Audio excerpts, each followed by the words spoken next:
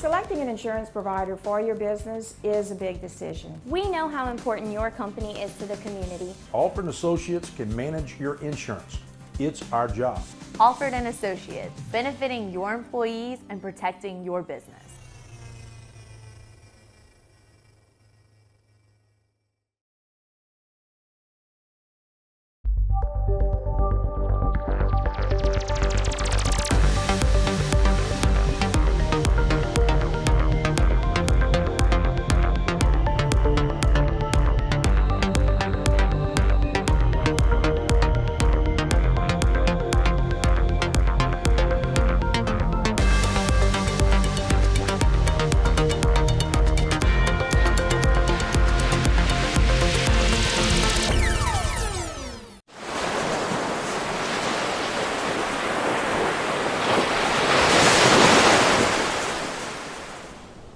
Welcome to this week's episode of Louisiana and Beyond. And tonight, we continue our look at the Marsh restoration project known as a land bridge. And as we learned last week, the state and CPRA have made a major commitment to the design and construction of these interconnected series of marsh creation efforts. We'll hear from Gordy Dove, Angela Hidalgo, Nick Mathern, and Mitch Marmon. Also, Tony Alfred, Keith Guidry, Dwayne Bourgeois, and O'Neill Malbrew will join us, all sharing their expert opinions. And in our guest segment this week, Ben Bordelon gives us an update on Bollinger Shipyard. All of this and more coming up tonight on Louisiana and Beyond. Louisiana and Beyond is brought to you in part by Edison Schwest Offshore, Bollinger Shipyards, Crosby Tugs LLC, Grand Isle Shipyard, Nichols State University, and Sea Level Construction. At GIS, putting people first has always been our thing. As we always say, our people are our most important assets. With over 20 office locations, we deliver innovative solutions across 4 key markets: energy, industrial, infrastructure, and power. Our 4 main service groups house over 20 service capabilities, supporting projects from start to finish. We're proud of our legacy and even more excited about what's ahead. Welcome to Bollinger Shipyards. For nearly a century, our family of skilled shipbuilders has driven innovation and excellence, creating some of the world's most advanced vessels. Today, we are at the forefront of our industry and redefining the future of naval warfare. At Bollinger, we turn challenges into opportunities and careers into legacies. Here, you're part of something bigger. Any yard can build a ship. We don't just build ships. Together, we're building the future. In a world where you can choose to be anything, who do you choose to be? At Nichols State University, with over 70 distinct degree programs, we believe our students can be anything. Be an artist, a chef, a journalist, an educator, a lifesaver. But no matter what you choose to be a colonel. Be more at Nichols State University. Edison Schwest Offshore is more than a fleet. We're an interconnected network of vessels, logistics hubs, and a fast-growing workforce of over 19,000 dedicated professionals across the globe. From the United States to Brazil and the Middle East to Southeast Asia, Schwest provides cutting-edge solutions to a worldwide community. And in the face of evolving demands across the industry, we are committed to operating as the best in the world. When it comes to marine towing, Crosby Tugs has over 40 years of experience. We have the know-how to safely assist ships into and out of their berths, escort oil tankers quickly and safely, tow ships, respond to fuel spills, and work in extreme conditions. Founded in 1977 by Vinton and Kurt Crosby, we are one of the largest privately owned marine transportation businesses in the industry. If it's on the water, let Crosby be your transporter.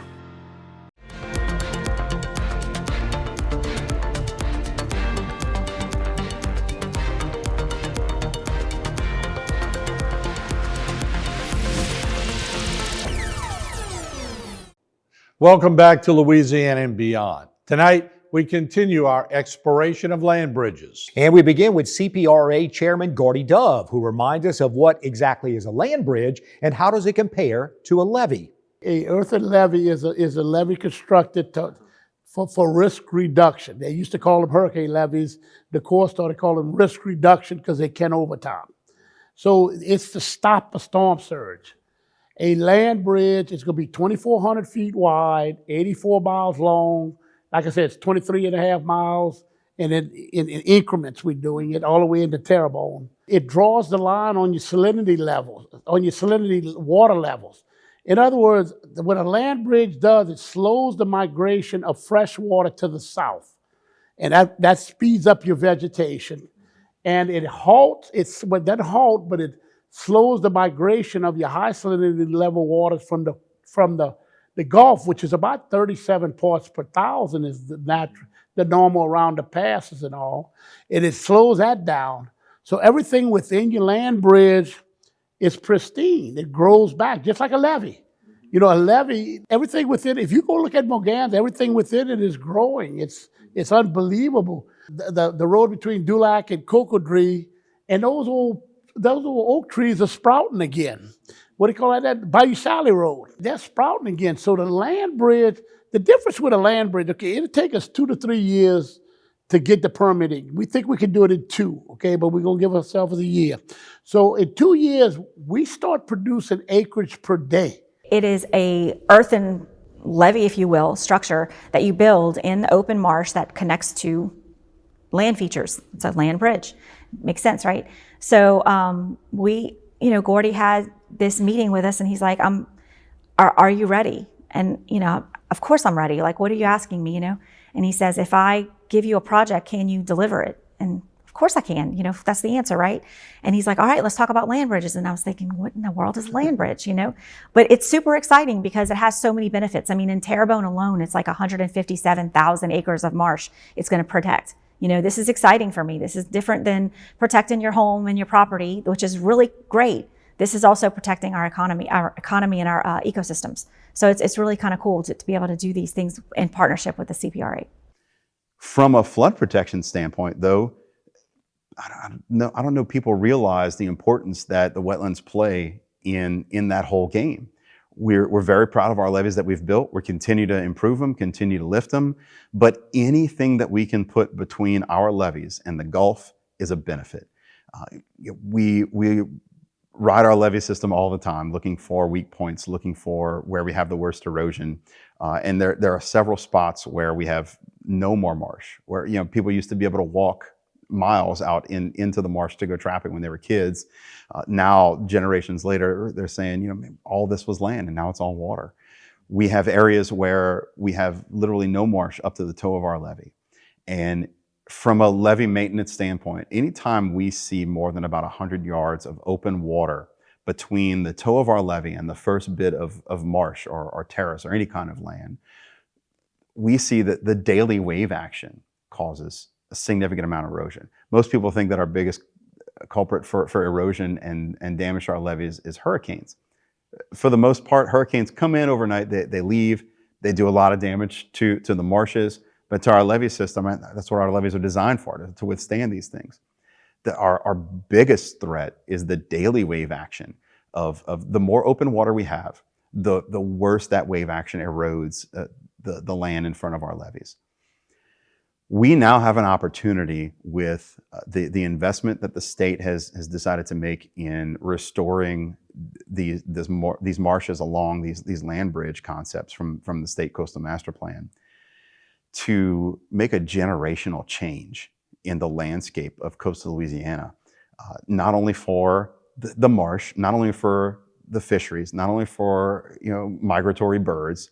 It checks all the boxes, including the multiple lines of defense that help against flood protection. So the idea of being able to partner regionally to create thousands of acres of marsh to restore at least a portion of what we've lost, is an unprecedented opportunity that we're very mindful of the responsibility that we have locally between the state and the Coastal Protection and Restoration Authority and the levee districts locally who are going to be managing these projects to ensure that those funds are spent wisely, the land is put in the right place to benefit widest range of impacts that they can have. For every mile of marsh, it knocks storm surge down a foot. So, if Homa's 40 miles away from the Gulf, if you had solid infrastructure or marsh that whole way, you would knock down pretty much any storm surge. So I think it plays more into that. The more barrier we can put in the way, the less vulnerable you are from that intense storm surge. Whereas if something hit the coast with a 15-foot storm surge, by the time it gets to Homa, it can't be 15 feet, right? It's going to be reduced. And you'd handle that and be protected, which is why we haven't seen a great deal of flooding in the city of Homa from a storm so far. Storms coming from the west have a lot of solid marsh, and it's going to be much harder to have a storm surge project that far inland. So I think that's the main thing. So we put as much barrier as we can, restore as much marsh. It's good for the fisheries. And coming up later in the show, Tony Alford, Keith Guidry, Dwayne Bourgeois, and O'Neill Mulbrew will add their thoughts on the land bridges. And after the break, Ben Bordelon updates us on the latest vessels under construction at Bollinger Shipyards. Stay with us.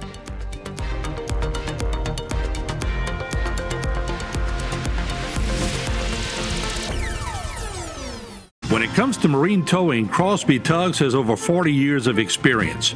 We have the know-how to safely assist ships into and out of their berths, escort oil tankers quickly and safely, tow ships, respond to fuel spills, and work in extreme conditions. Founded in 1977 by Vinton and Kurt Crosby, we are one of the largest privately owned marine transportation businesses in the industry. If it's on the water, let Crosby be your transporter. Sea Level Construction is a heavy civil contractor that provides turnkey services for the industrial and marine industries. From building large-scale infrastructure to installing the foundation for expansion projects, Sea Level and its family of companies offer a wide range of capabilities including driven piles, drill deep foundations, structural fabrication, structural concrete, marine construction, barge maintenance and repair, site work development, heavy equipment repair services, and electrical services. Call Sea Level Construction to set the foundations for your next big project.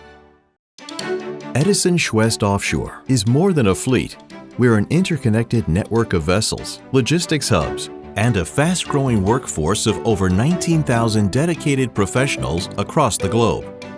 From the United States to Brazil and the Middle East to Southeast Asia, Schwest provides cutting-edge solutions to a worldwide community.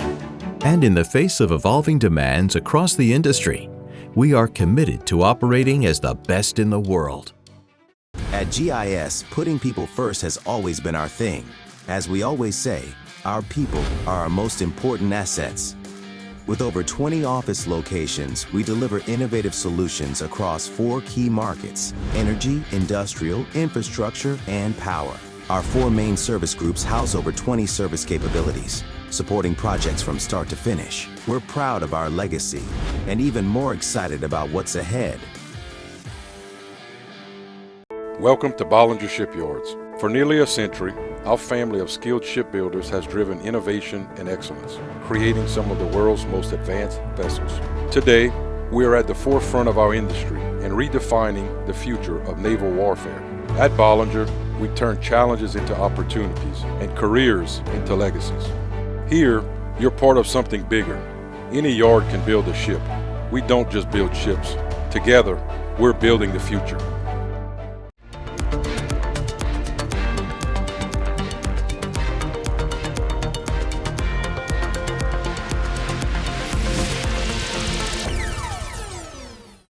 Welcome back to Louisiana and Beyond. Bollinger Shipyards isn't just about building ships, it's about building a mighty legacy.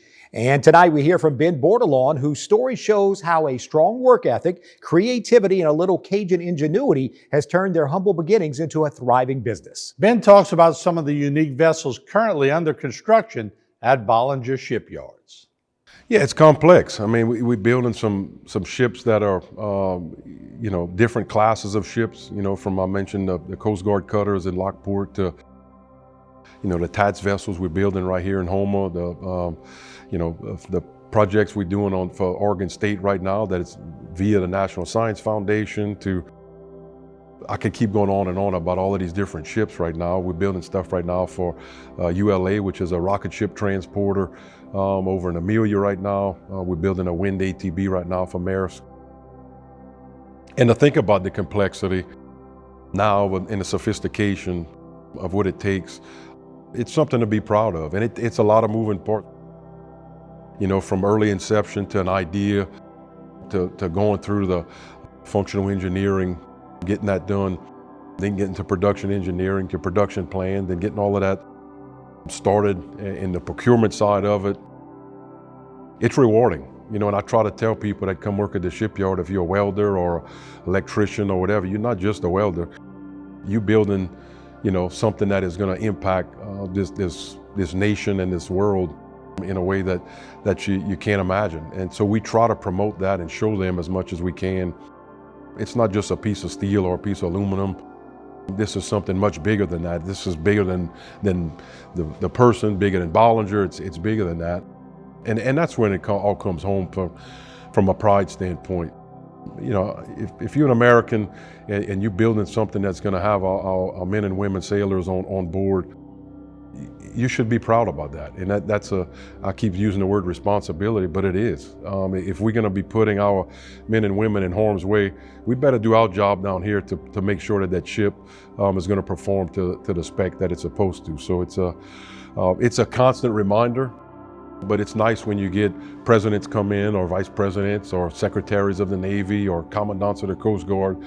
And the main message I tell them when they do that, I don't care them talking to me. It's talking to the people that are building the ships, and that's when you get the pride. So it's an exciting time. I think as a business leader, we need to do things to help support that. That's why some stuff I volunteer to get on certain things to help. I don't want to be sitting on those deals, and I respect the heck out of what Gordy and folks like he and others doing. But I'm still trying to run my business. I'm very day-to-day and involved, but at the same token, I do think it's a responsibility of business leaders to do our part to help support the vision of where we're trying to get to going forward to make sure Louisiana is going to be, you know, in the top of the nation. It takes a large group of skill sets coming together to design and construct these unique vessels. And Ben tells us how an important part of that process involves him challenging his design and engineering teams. It's a challenge to get them to come out sometimes and do it, meaning getting out of their comfort zone. But that's why we put them in a room. I don't care if we have a little argument sometimes. That's a good thing, as long as we all leave walking towards the same goal. But yeah, you know, we have some very smart engineers in our company and have been for a long time. But one of the challenges I always tell them is, you need to get outside, go talk to that superintendent, go talk to that leaderman, go talk to that welder, go talk to that ship fitter, see the problems that they have. And because sometimes it looks great on a computer screen, but sometimes it's different outside. You know, I'm not an engineer by trade. You know, I graduated from LSU in business. But I think I know some stuff about shipbuilding, and a lot of times I'm challenging our group. I'm gonna call it in layman's terms that I just don't think this is gonna work. And guess what? A lot of times it's true. And so we try to promote that as much as we can, where, you know, we take in the degreed folks that are very skilled in what they do, but we also like taking the boots on the ground guy that's dealing with it every day and every night, to marry that together. And I think that's why we have success. We're not so, you know, vertically aligned in our company that, you know, I'm not going to listen to folks. You know, I'll very often start conversations as, you know, I'll tell somebody, educating on this, I don't know what that means. So I think the more we can learn from each other, the more we can promote people to get out and kind of challenge each other. That's who we are. That's what we've been doing for a long time. And that's some of the culture we're going to continue to have in the company. We have, you know, it's hard to believe we're right at 4,000 employees right now.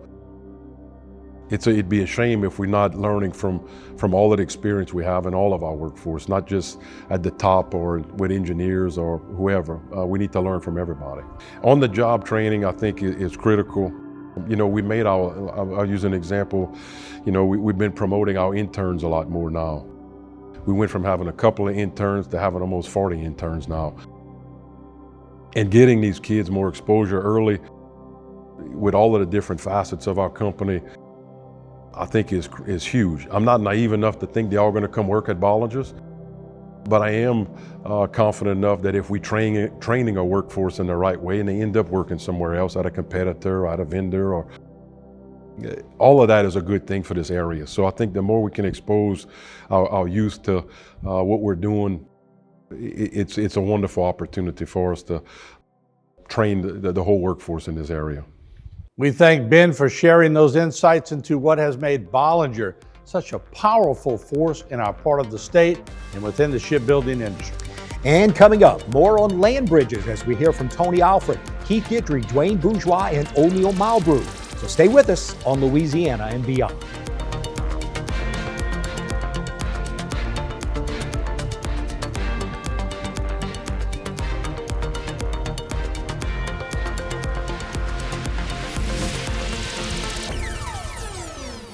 Welcome to Bollinger Shipyards. For nearly a century, our family of skilled shipbuilders has driven innovation and excellence, creating some of the world's most advanced vessels. Today, we are at the forefront of our industry and redefining the future of naval warfare. At Bollinger, we turn challenges into opportunities and careers into legacies. Here, you're part of something bigger. Any yard can build a ship. We don't just build ships. Together, we're building the future. Sea Level Construction is a heavy civil contractor that provides turnkey services for the industrial and marine industries. From building large-scale infrastructure to installing the foundation for expansion projects, Sea Level and its family of companies offer a wide range of capabilities including driven piles, drilled deep foundations, structural fabrication, structural concrete, marine construction, barge maintenance and repair, site work development, heavy equipment repair services, and electrical services. Call Sea Level Construction to set the foundations for your next big project. At GIS, putting people first has always been our thing. As we always say, our people are our most important assets. With over 20 office locations, we deliver innovative solutions across 4 key markets: energy, industrial, infrastructure, and power. Our 4 main service groups house over 20 service capabilities, supporting projects from start to finish. We're proud of our legacy and even more excited about what's ahead. Edison Schwest Offshore is more than a fleet. We're an interconnected network of vessels, logistics hubs, and a fast-growing workforce of over 19,000 dedicated professionals across the globe. From the United States to Brazil and the Middle East to Southeast Asia, Schwest provides cutting-edge solutions to a worldwide community. And in the face of evolving demands across the industry, we are committed to operating as the best in the world. When it comes to marine towing, Crosby Tugs has over 40 years of experience. We have the know-how to safely assist ships into and out of their berths, escort oil tankers quickly and safely, tow ships, respond to fuel spills, and work in extreme conditions. Founded in 1977 by Vinton and Kurt Crosby, we are one of the largest privately owned marine transportation businesses in the industry. If it's on the water, let Crosby be your transporter.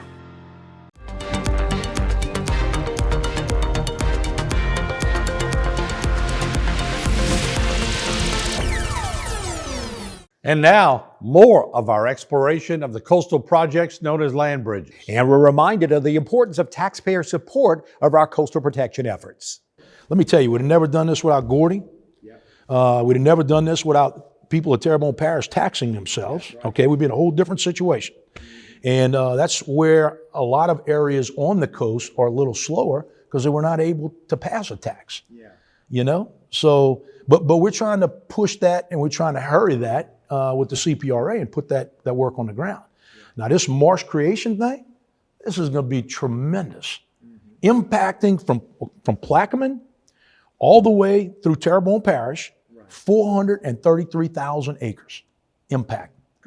All that marsh will be refurbished and come back green and have huge impacts in a short period of time. So this land bridge, we've had a bunch of meetings, and what we understand is going to start on the west side of Terrebonne Parish and come all the way across, tie into our south side of our levee by the Leon Ontario floodgate. And what we understand is supposed to be 2,500 feet wide and to a 6-foot crest. There's going to be rocks on the outside for protection, and they're going to leave some little cuts in that land bridge to try to build up more sediment on the inside of that. So that's going to be tremendous impact for our levee. That's going to cut down that surge 100%, we feel, you know. And then they're going to do the same thing on the east side. They're going to take from the east side of the Lake Ontario floodgate to Jefferson Parish, and then continue on to Plaquemine. Now, Gordy told us, we had a couple of meetings with him and Mitch Marmon and all, that they want the Salafouche Levee District to handle everything in Lafourche Parish, when it's going to leave Terrebonne, Lafourche Parish to our lock, and then on the east side, all the way to Jefferson, by using our local contractors who do tremendous work for us, and our local engineers going to work with Mitch on developing that. So it's the best news that we've had since I've been on the board. I think a lot of people like these ideas of these natural processes, something that mimics how our land was built. The problem is if we're behind the 8 ball, for one, and number two, the river doesn't carry the same sediment load that it used to carry when we were building, or not we, when God was building our delta, right? It was, you know, the delta was built out for 50 million years, but the last 7,500 years is the main crux of what was being built. 7,500 years ago, there weren't all of these land management and soil conservation efforts in the breadbasket of the United States, which now stop those sediments from coming down. So what we're seeing is, yeah, we can build land, but it's going to take a long time. So one thing that seems to be more in vogue today for me is horsepower. You put enough horsepower on a brick, you can make it fly, right? We need to not just mimic these natural systems because we're behind the 8 ball on it, but we need to use these tools. And so this land bridge is something that's been conceived a long time. It's been in all of these prior master plans that I'm talking about. And I think, you know, one of the other things that happened between the time that you said you were going to build Mid-Barataria and its costs going through the roof, we had Hurricane Ida. And Hurricane Ida took out 106 square miles of marsh just south and east of the North Lafourche Levee District.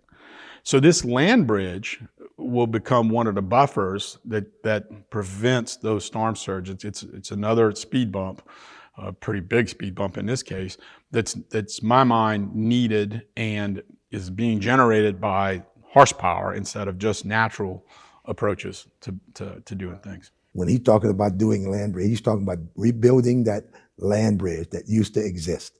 It was there. We didn't call it a land bridge, but it was land that was there, and it was bridging the outside edges of the bays, and not only keeping the salt water from coming in, and also keeping the fresh water from going out. Because when the wind blows, like we getting ready to have a north wind here tonight, and tomorrow it's going to be cooler, and it's going to blow the Gulf down 1 foot to 1.5 foot down. Not counting the moon tide. The moon tide is going to make the tide go up and down like normal. And so if all of that fresh water from Lake Boudreaux and from upper parts and all the upper bays along the coast go out into the Gulf and mix with salt water, 3 days, 4 days after the front comes in, the wind turns from the south, and all that water comes back salty.